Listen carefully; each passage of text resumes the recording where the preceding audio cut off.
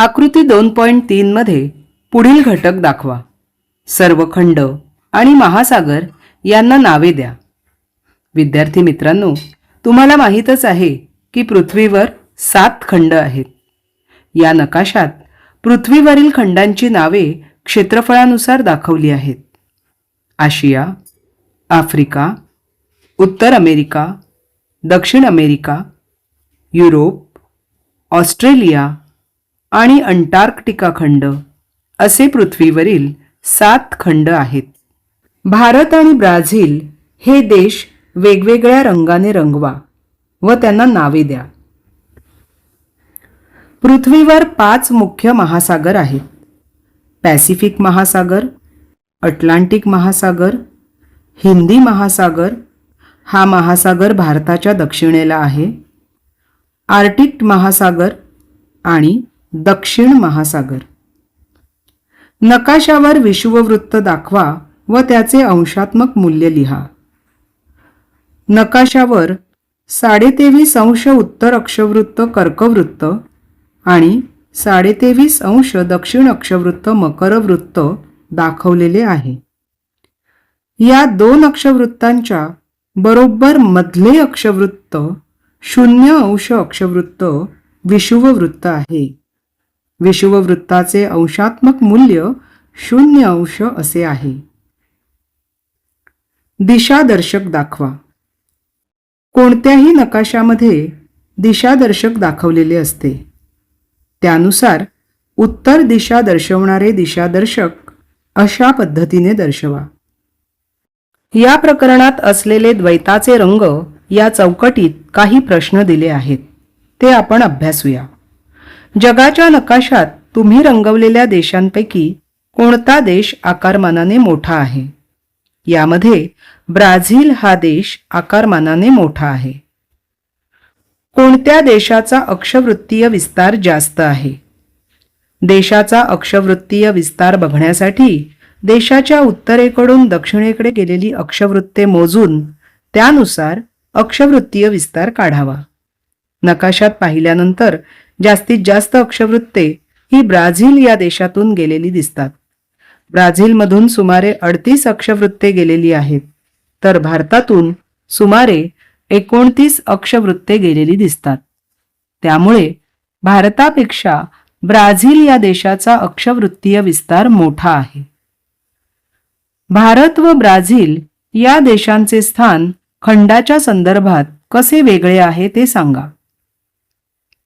Brazil हा देश दक्षिण अमेरिका खंडात येतो, तर भारत हा देश आशिया खंडात येतो. अशा प्रकारे दोन्ही देशांचे स्थान वेगवेगळ्या खंडांमध्ये आहे.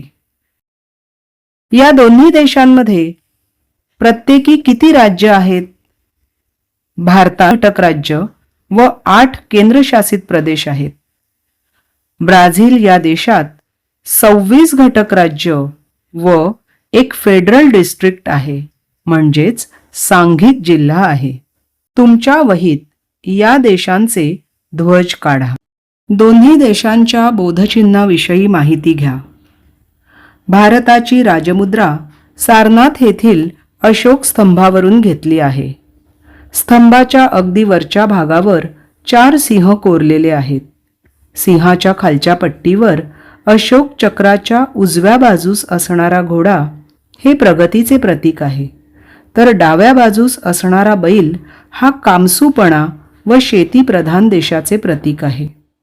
याखाली देवनागरी लिपीत सत्यमेव जयते असे लिहिलेले आहे. हे बोधचिन्ह 26 जानेवारी 1950 रोजी स्वीकारण्यात आले.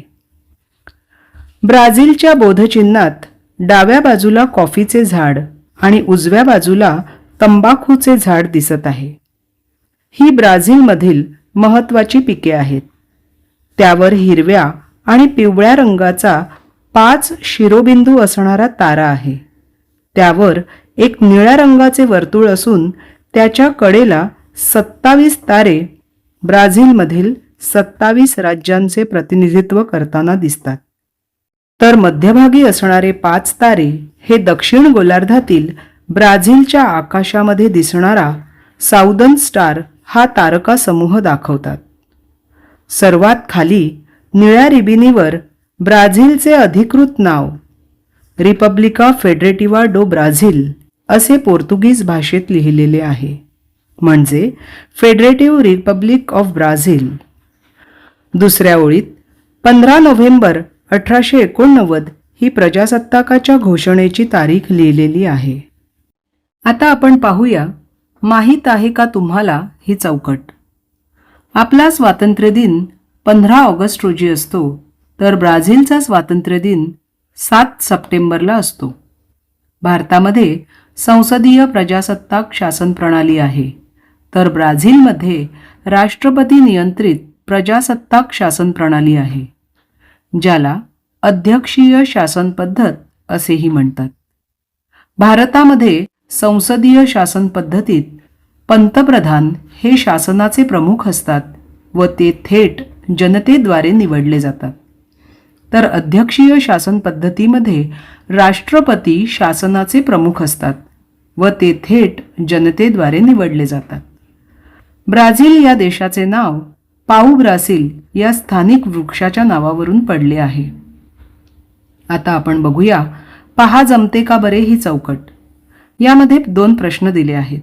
पहिला प्रश्न, भारत आणि ब्राझील या दोन्ही देशातील स्वातंत्र्योत्तर काळातील फरक शोधा. भारताला 15 ऑगस्ट 1947 रोजी स्वातंत्र्य मिळाले, तर ब्राझीलला 7 सप्टेंबर 1822 रोजी स्वातंत्र्य मिळाले. भारताला स्वातंत्र्य मिळून 78 वर्षे पूर्ण झाली, तर ब्राझीलला स्वातंत्र्य मिळून 202 वर्षे पूर्ण झाली. 2025च्या 7 सप्टेंबरला 203 वर्षे पूर्ण होतील. स्वातंत्र्योत्तर काळात भारत आणि ब्राझील या दोन्ही देशांमध्ये अनेक समस्या असूनही देश विकसनशील होत आहेत.